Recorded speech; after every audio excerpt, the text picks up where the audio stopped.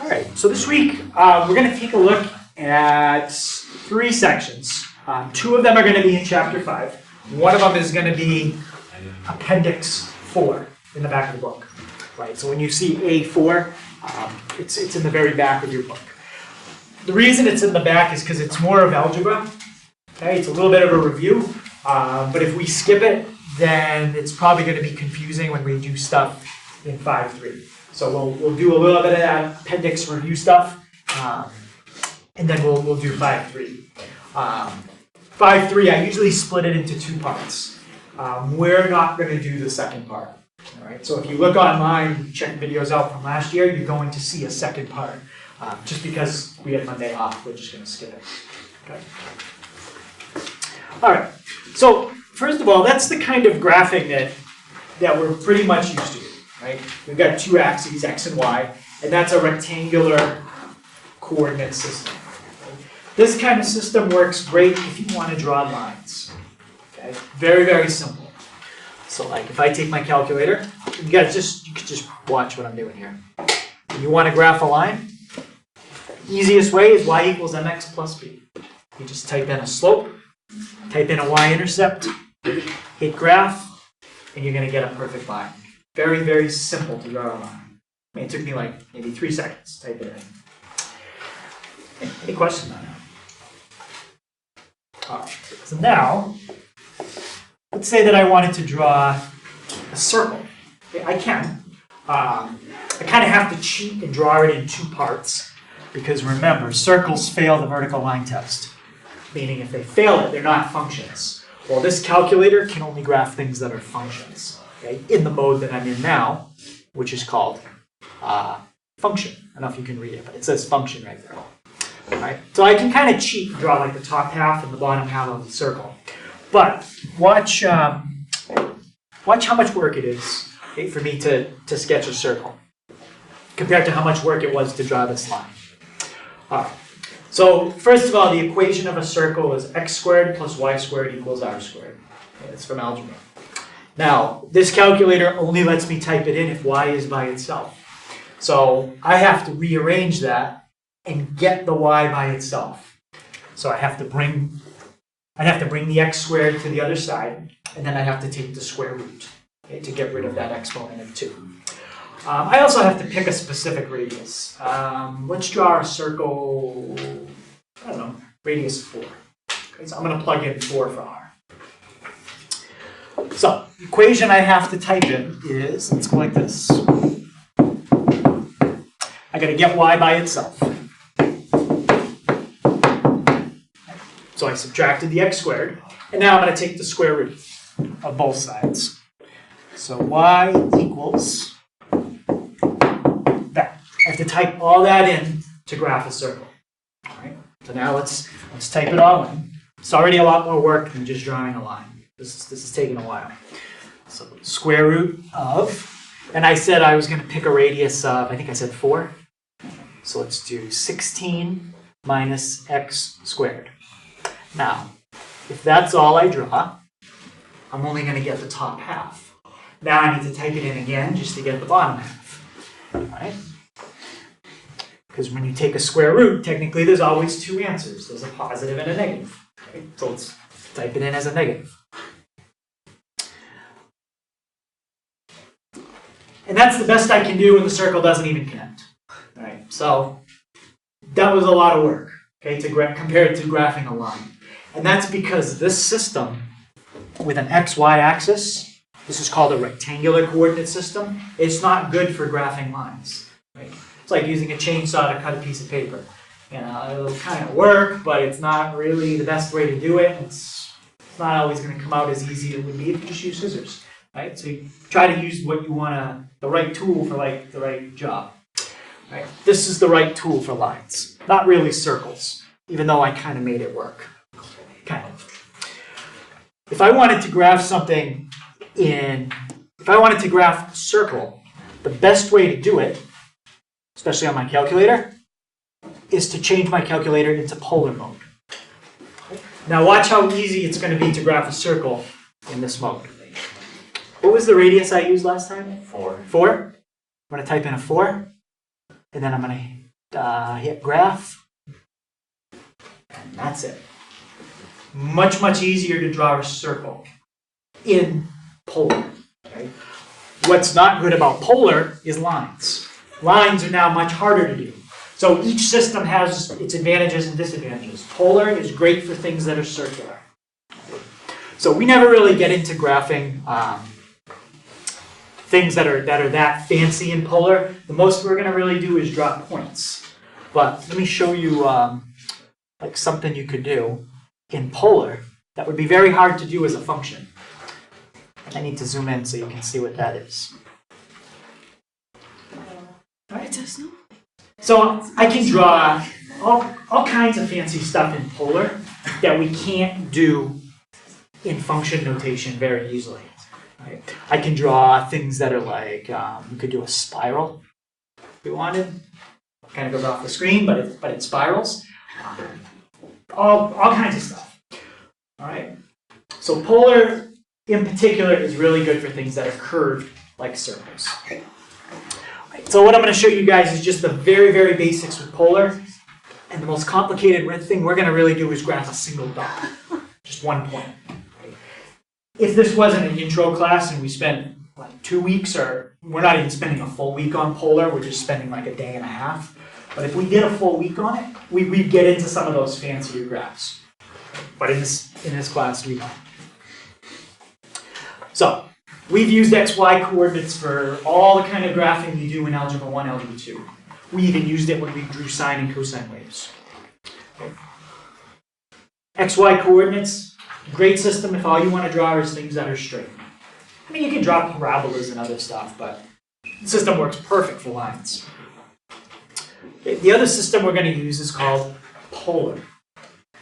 So polar, you want to think of it as a completely different type of graph paper. It doesn't have an x and a y axis. The graph paper looks more like that. It's circular. Okay. And if you remind me, I can print some out at the end of class. Bless you. Because you'll need some for homework. And I could print like 4 on a page or something. Just remind me, I'll print it out. Okay, so the way polar works is you don't have an x and a y axis. You have a polar axis. That's the horizontal. Our book doesn't really give a name to the vertical, so we're not going to have a name for it.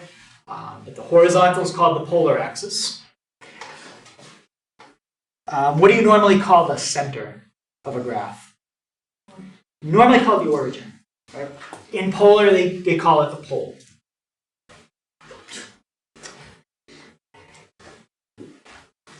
And notice going around, I've labeled angles with 0 on the positive x-axis, 90 at the top, 180 on the left, 270 going down. And if you noticed when I clicked ahead to this first example we're going to do in a second, you saw that there's an angle there.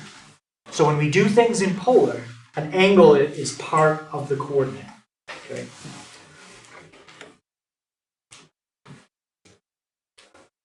And that's what I'm going to show you right now, how a polar coordinate is written. Okay. Rectangular coordinate is an x, comma, y. Polar coordinates are r, comma, theta. It's still 2 values, but they're not an x and a y. Anyone have a guess what the r stands for when we're dealing with things that are circular? Radius. Radius, yes. And radius is a distance from the center. So basically, the first number in a polar coordinate tells you how many rings to move out from the center. That's what it tells you. And then the second coordinate, or the second part of the coordinate, is theta, and that's an angle. So an angle tells you how many degrees to now go around the circle. So you know how far to go out from the center, and then you know how many degrees to revolve around from there. Okay. Now, just like x and y values, those can be positive and they can be negative. Okay? You're just going to change the direction, just like a regular xy coordinate.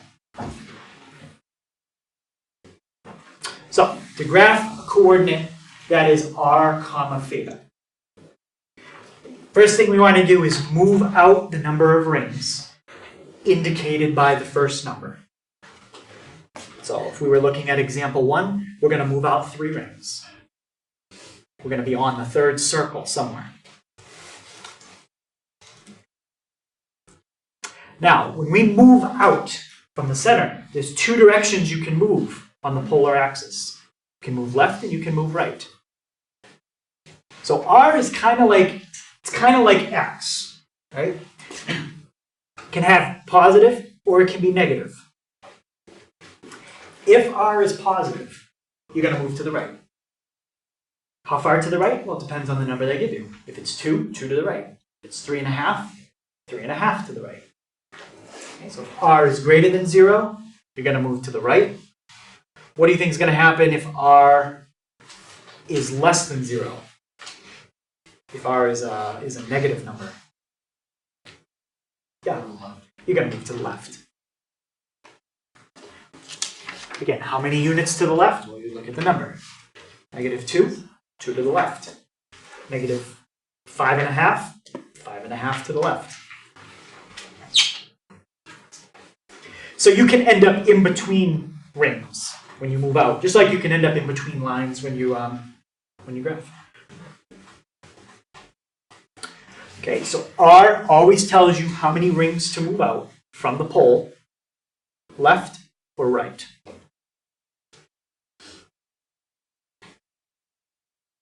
Now, after you do that, we look at the second part of the coordinate.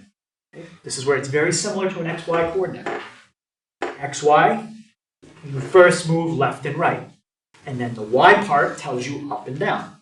All right? Well, R tells us our left and right. Now, the next number is an angle. Angular movement is not really up, down, left, or right.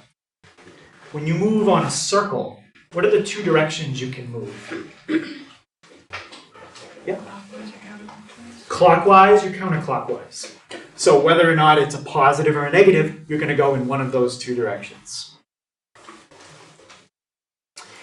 If your angle is positive, you're going to go counterclockwise. Okay, so after you do step 1, positive angle is counterclockwise. That's this way.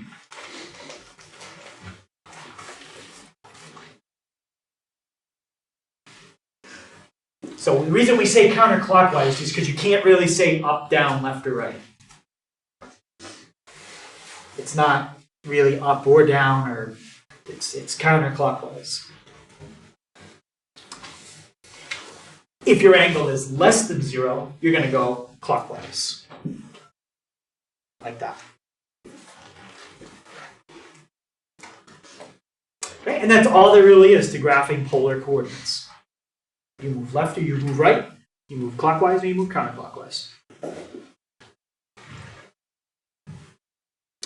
Okay, so what we'll do, we'll try a bunch of different examples.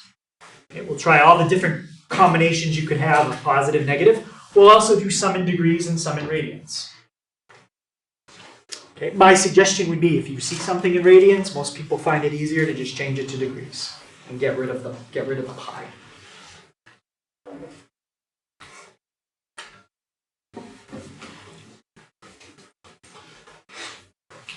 Okay, so before we do an example, any questions so far?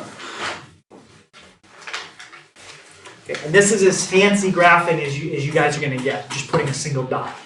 You're not going to get to see like flowers or snowflakes or butterflies or anything like that. All right, takes a couple more days to get into that stuff.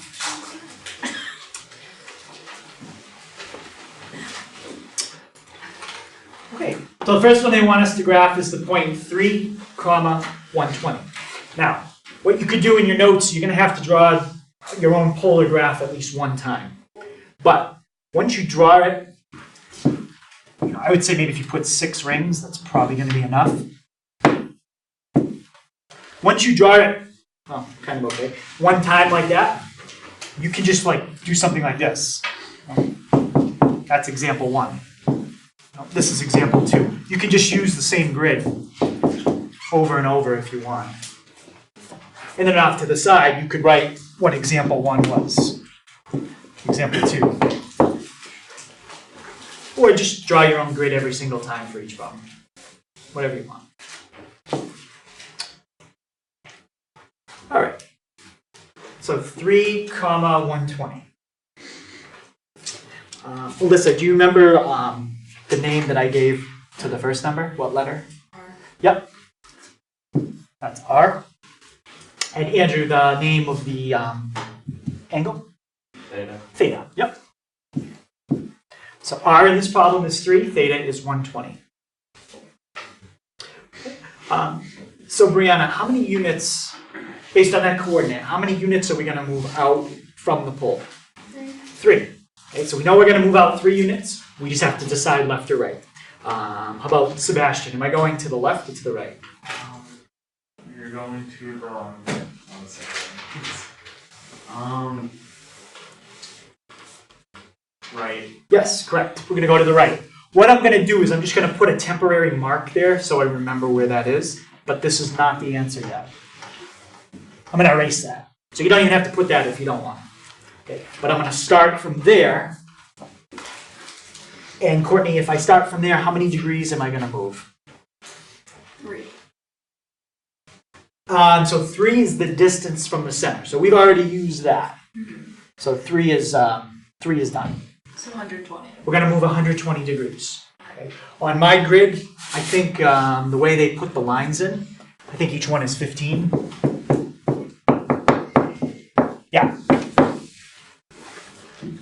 You can have graph paper that's polar with more or less, okay, just like regular graph paper. But on mine, each one is 15, and they do the 45s as a red. All right. So if I want to go 120 degrees, how about Cal, which way? Clockwise or counterclockwise? Counterclockwise. Yes, I'm going to go counterclockwise. So if I go here, that's 90. And then I've got to go, each section is 15. So if I go from 90, another 30, that gets me to 120. And that's your answer. And that's it. That's how you graph the point 3, 120.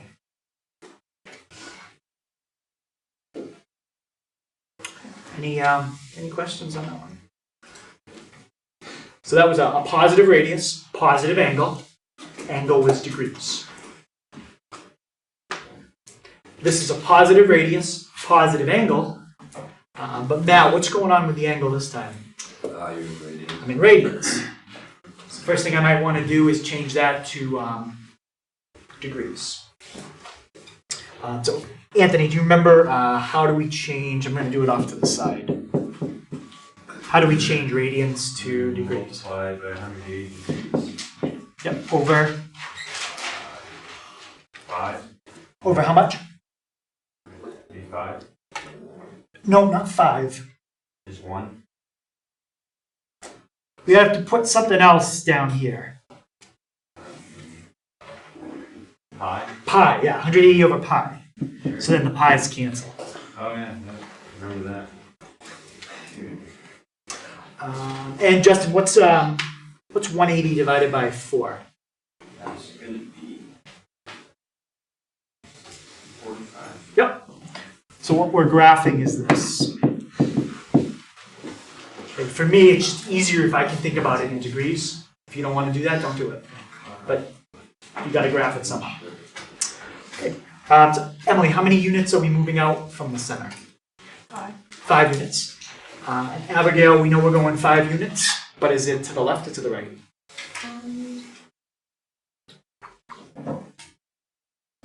Is it? Sorry.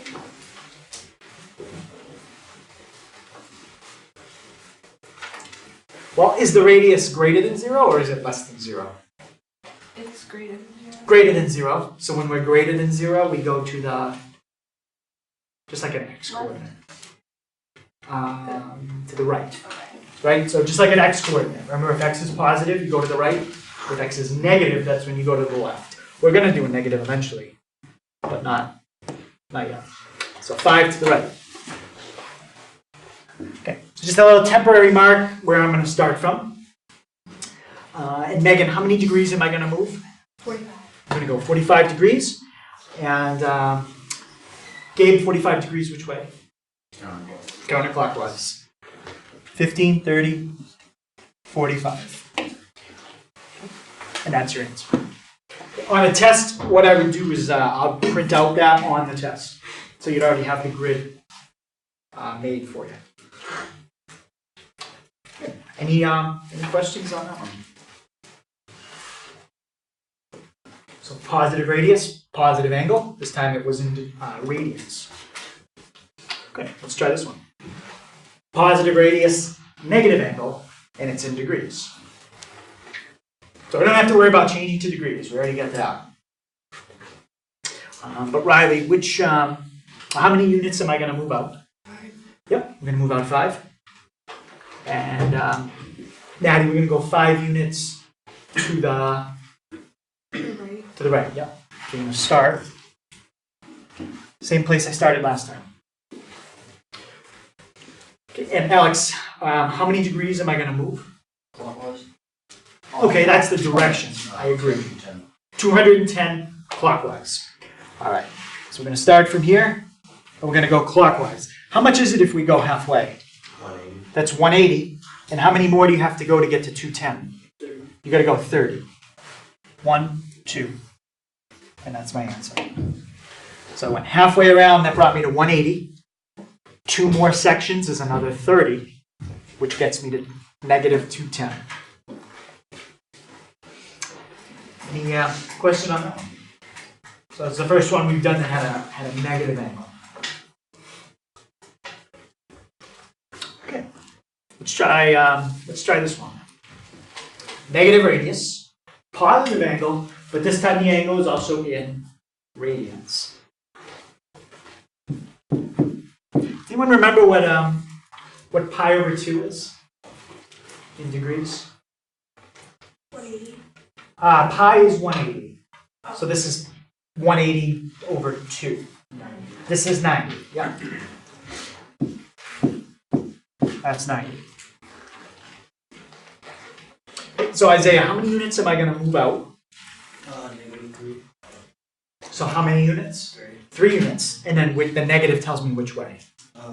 To the left. 1, 2, 3. Now, what you have to be careful about is the angle that you move is from here. You're moving 90 degrees from where that X is. This is like your starting point now. So, Stephen, we're going to go 90 degrees which way? Clockwise? Can you say it again? Clockwise? Well, clockwise would mean that that's a negative number. Oh, it's counterclockwise. It's counterclockwise. So counterclockwise brings me right there. So for this one, I'm going to show you how we got there. We went 3 to the left, and we went counterclockwise. Can somebody give me a different way to get to that same point besides the coordinate -3, 90? Let's keep everything in degrees. Don't use radians. Someone give me a different way, Matt? It'd be 3 negative things. 3, -90. Yep. 1, 2, 3. Plus 2. -90. Okay, so there's another way. Someone give me another way. Yeah. 3, 270. Yep. 3, 270. Brings you around like that. And there's one more way. If you're not sure, just look at the different combinations. You've got negative, positive, positive, negative, positive, positive. You're missing the negative, negative. That's the last way we can do it. Yep. -3, -270. -3, -270. Let's try it. -3, -270. I drew it off a little bit so you could kind of see the different colors. So, how many different ways were there to get to that point? Yeah, there's 4. And in fact, that's true for most points in polar. Not all, but most points. There's usually 4 different ways to get to it. Okay. As long as it's not a point right on the polar axis, then there might be less. But as long as if you're not on it, there'll always be 4 different ways to get to it. Now, compare that to something like this. Let's say I want to get to this coordinate. What's the coordinates of that dot?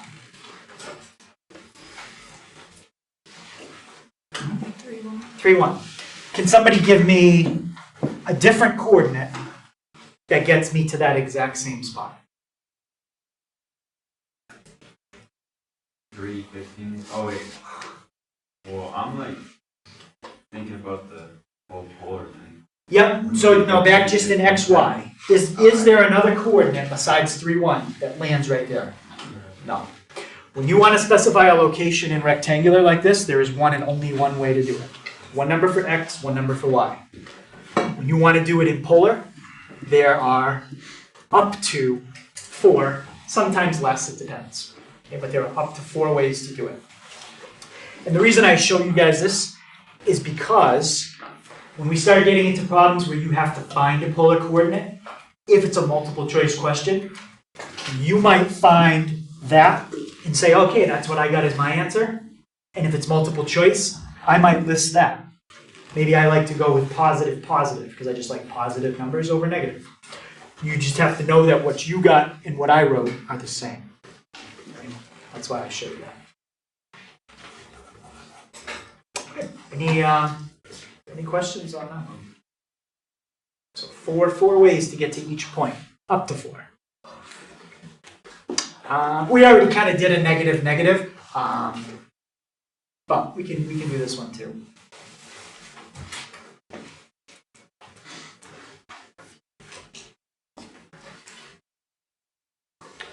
Right. Emily, can you tell me what my first step would be?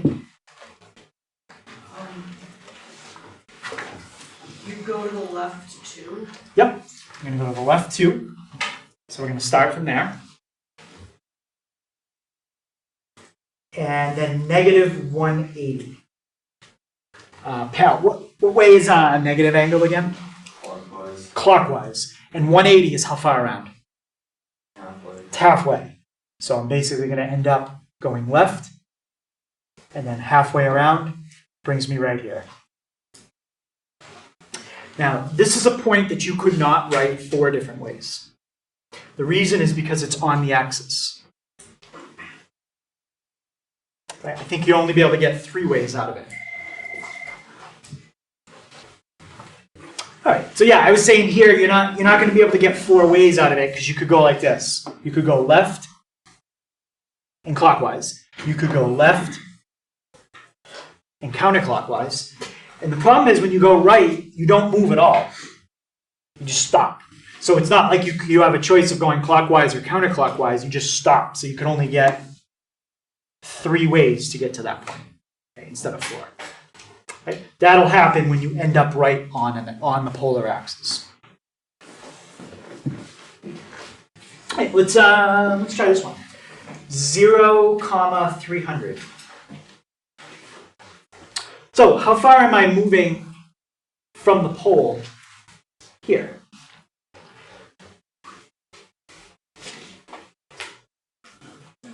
Zero. I'm not moving off the pole at all. But then what does this 300 do? Basically means what's happening?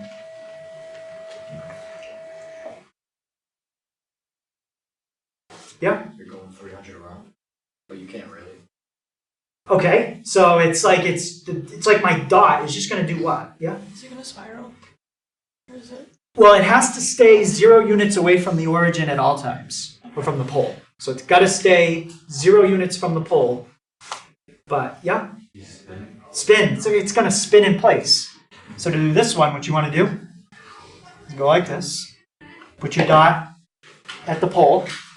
Take your dot, grab the little handle, and spin it 300 degrees like that. That's what I look for. So the way I can tell on the test if you do that is I can see if you put your pencil down and you gave it a spin. If I look closely, I can see the spin. Right? Can we just write spin? No, I want to see the spin. I want to see. Then you didn't do a good enough job. I'm just kidding. So you just, oh gosh, you just graph it at the origin. It doesn't move at all. So 0, comma, anything. It just stays right at the pole. You don't know my sense of humor. Come on. All right. How about this one? Is that one going to stay right at the pole? No.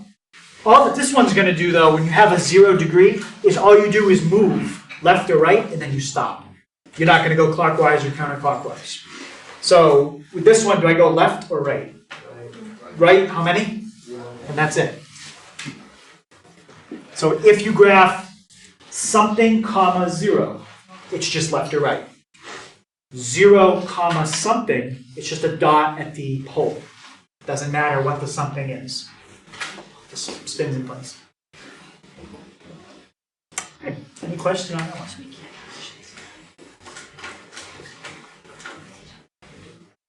All right. So this is the point 3, comma, pi over 6. Okay. Remember, if pi is 180.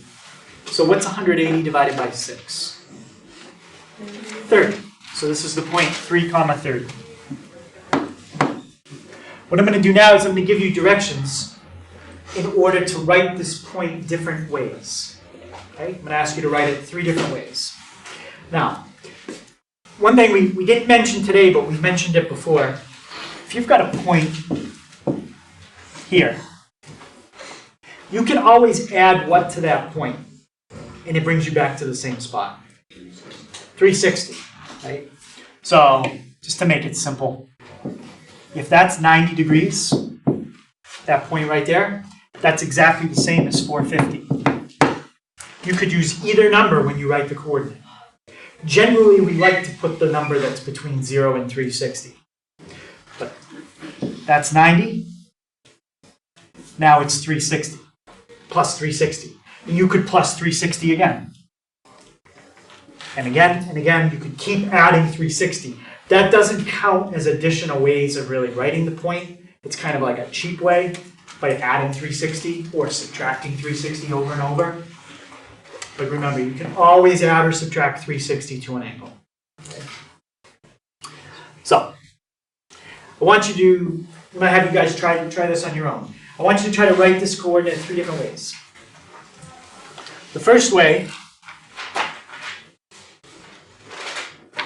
I want you to write this coordinate with a positive r value, and I want an angle that's between 360 and 720. So for whatever reason, I want a really big angle. So remember what I just said you can add to make the angle bigger, and it brings you back to the same spot. Okay, the second way, I want you to do it with a negative radius. So I want r less than 0, but I want the angle between 0 and 360. So negative radius, positive angle.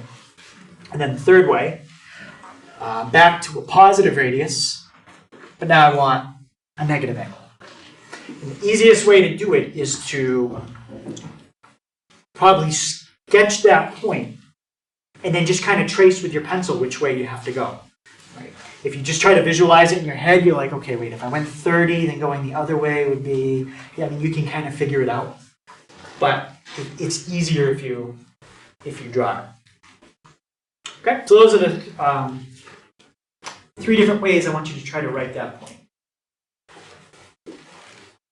Okay, so take a minute or so, give that a shot, and then we'll go over it, and then we'll take a look at the last thing that we're gonna do. All right, so let's just take a look at it. So for the angle, we have different choices. Those might be a little harder to figure out. But for r, you only have 2 options.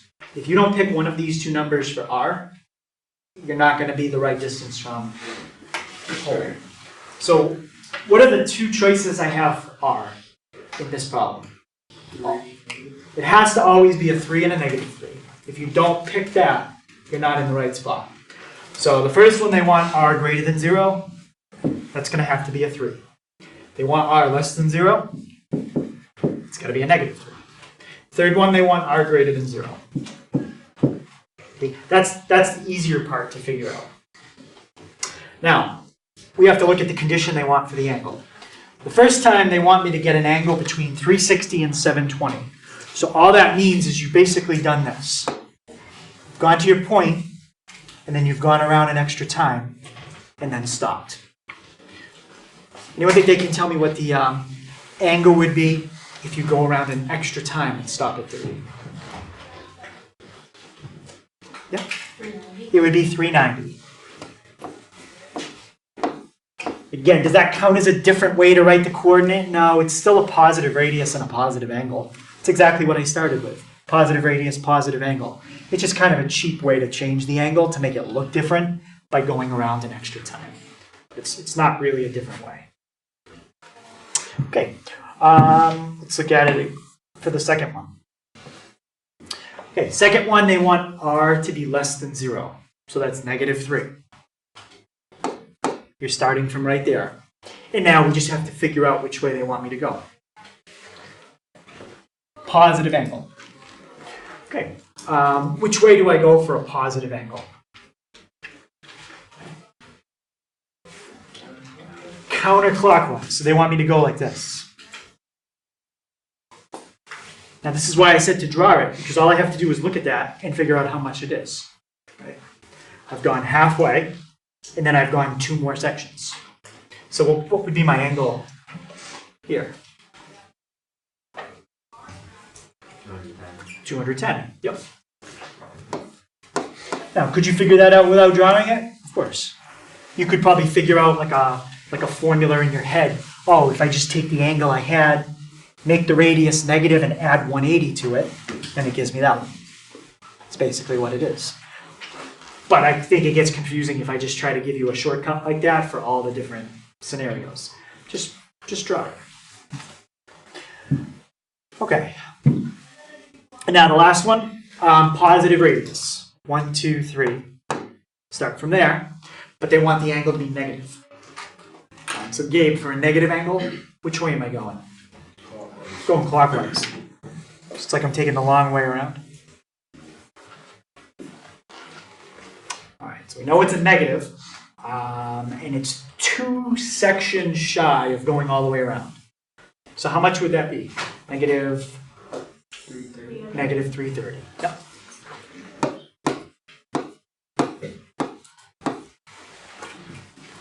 So the pattern here is really we just took the original coordinate and subtracted 360. Right? But sketching it makes it easier to see. Okay, any questions on that? Okay, so last thing we're going to look at, and this is going to tie in with the start of tomorrow, except the other way, is how do we change a point from this new system we're working with back to the old system, right? So how do we take and go from having something like this to something like, what are the 2 letters we use in rectangular? X and Y. So the goal here is to convert an R and a theta back into what we're used to, an X and a Y. All right, so let's say that that point right there represents some point in polar. I don't know how far it is from the center. Okay. It's on some circle. Maybe there's a bunch more circles on here too. All right. But we can at least come up with a variable for that. What do we call the distance from the center to the edge of the circle? That's your radius. So let's just call that R. And this right here, that's your angle.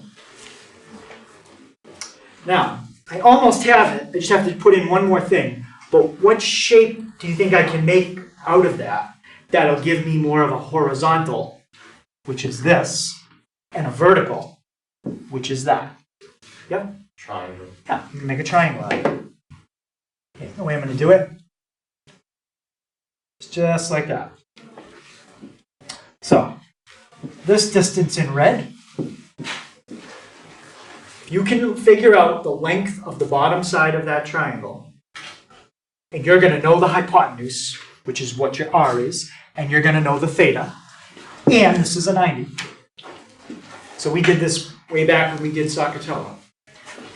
If you know the hypotenuse and you know an angle, you can figure out anything you want to know in that triangle.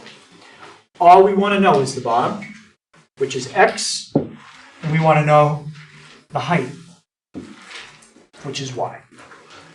Those are the two things that we want to find. So let's start with x. Okay. I'm going to circle x because that's what I'm trying to find, and I'm going to circle the two things that they would give you in the problem. They'll tell you that. They'll tell you that. So we got three things.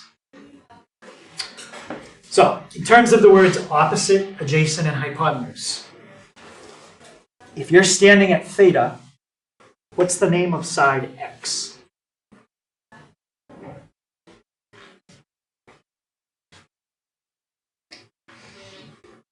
Adjacent. Adjacent, yep. I already said this, but what's the name of the side that's r? It's your hypotenuse, because it's across from the 90. If you know adjacent, if you're using the adjacent and the hypotenuse, there's only one trig function that has those two in it, out of sine, cosine, and tangent.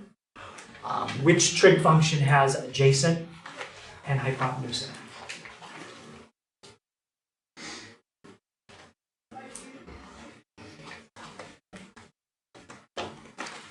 Because I forgot.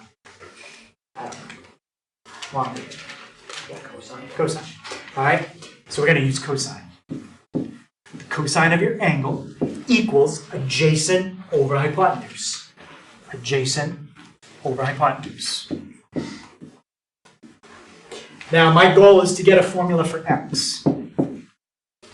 So how would I move that r to the other side? Multiply by r. Multiply by r. Multiply by r. And here is the formula for finding the x value of a coordinate. You take the cosine of the angle they give you and multiply that by r. And that will tell you the x. Now we're going to come up with one for the y as well. Okay, let's look at y. Okay, forget about x now. What's the name of side y? It's not adjacent, it's not hypotenuse, and there's only one other name. Opposite. Okay, so that's opposite.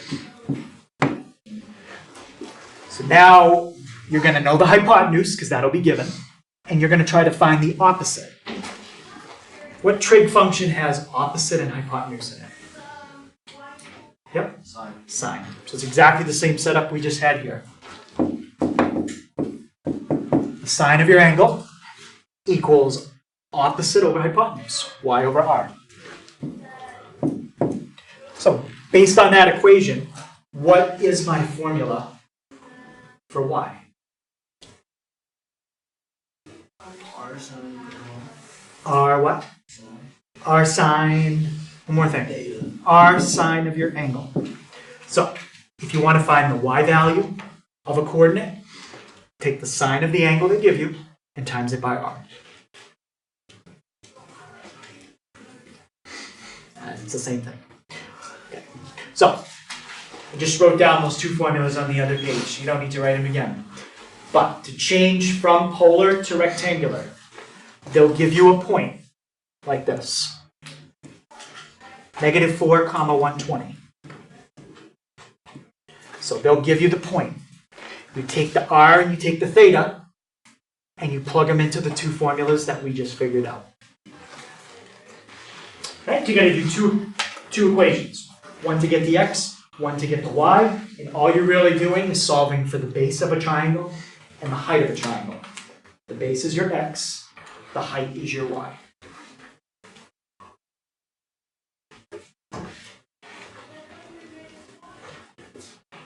Now, which trig function didn't I use here that is still one of the three we use a lot. Yeah. I didn't use tangent. And that's because tangent is going to be used to go from rectangular to polar, not polar to rectangular. Okay? And actually inverse tangent. But we'll look at that tomorrow. Okay. So we're going to try to convert the point 6 comma pi over 6 to rectangular.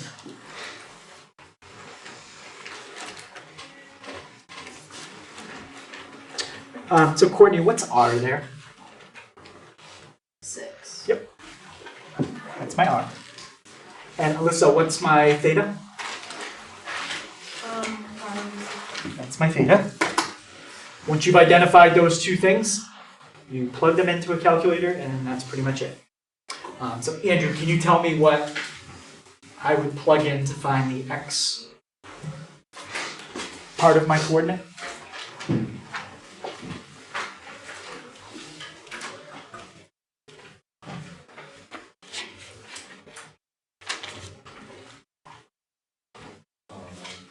Well, what's my formula for x? 6 cosine pi over 6. Yeah, so I was just getting, my formula is r cosine theta. What's r? 6. What's theta? Pi over 6. Plug those two numbers into the formula. 6 cosine pi over 6. Alright, and now let's do, we'll set up y at the same time. Brianna, what's my formula going to be for y? 6 sine pi over 6. Okay, so I'm going to use my calculator. Anything I want to be careful about before I start typing stuff in? Yes, I want to be careful with degrees and radians. Is this problem in degrees or radians? It's in radians. If you don't like radians, you could change to degrees by hand, but I would only do that if my calculator didn't have radians. Otherwise, I think it's easier to just tell my calculator what I'm going to type in is in radians. So make sure you're in radians. 6 cosine pi over 6. Okay, so we get about 5.20. All right, and let's do 6 sine pi over 6. And we get 3. Exactly. So, the coordinate is 5.20, comma 3. That's how you would write 6 comma pi over 6 in rectangular. Okay, any question on that? All right, so what I'm going to do now, I'm going to check that answer just by drawing it. This part you can't really do in your notes because you kind of need a smart board to do this, so you just have to watch this. I mean, we don't need to check. We know, I mean, that is correct, as long as you type it in right. 6 comma pi over 6. That's 6 comma 30. 1, 2, 3, 4, 5, 6. 30. Let me make it bigger. Does everybody agree that that is the point 6 comma 30? Does anybody think I did it wrong? No? Okay, so we'll write 6, 30 degrees. Now, what I'm going to do is I'm going to leave that point exactly where it is. I'm going to change the background behind it. As long as I use the same size type graph paper, which the Smart Notebook program does that, it should look like that point is a little bit more than 5 units right and exactly 3 units up. Okay? If I change the background behind it. Okay, so let's try it. So a little more than 5 units right, and then exactly 3 units up. All right, so I think this is the large polar, so I need to use large rectangular. Okay. Does it look like it's a little more than 5 units right and 3 units up? Isn't that awesome? It's like mind-blowingly amazing. Huh? Rectangular? polar. I mean, come on, look at that. Perfect. Huh? Yeah. Took me years to figure that out. I get nothing. Okay. So you can't really do that in your notebook, but you can do it. You can do it with the smart board. It's just kind of a way to check it. Generally, you want to make sure you round to 2 decimal places. Okay, just go to 2.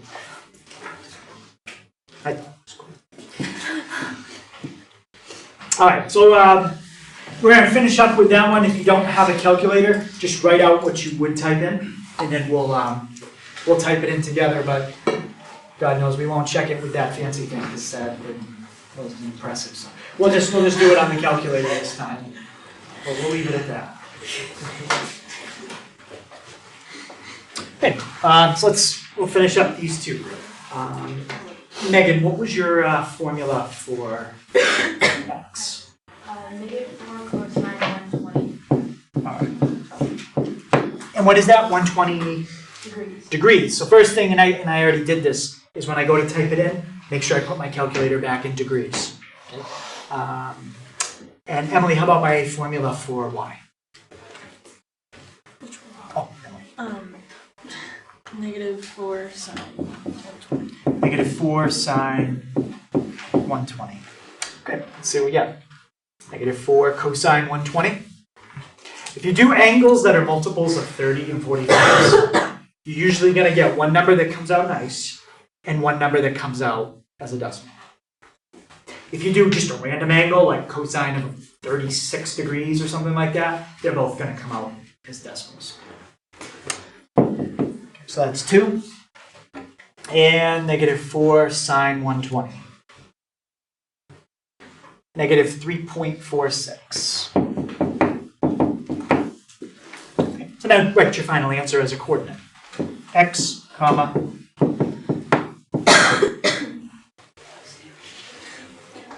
So I won't do it, but if you were to put that on polar and then put that on rectangular and change the background behind it, it'd line up perfect. But we won't do it. Any questions on that? All right.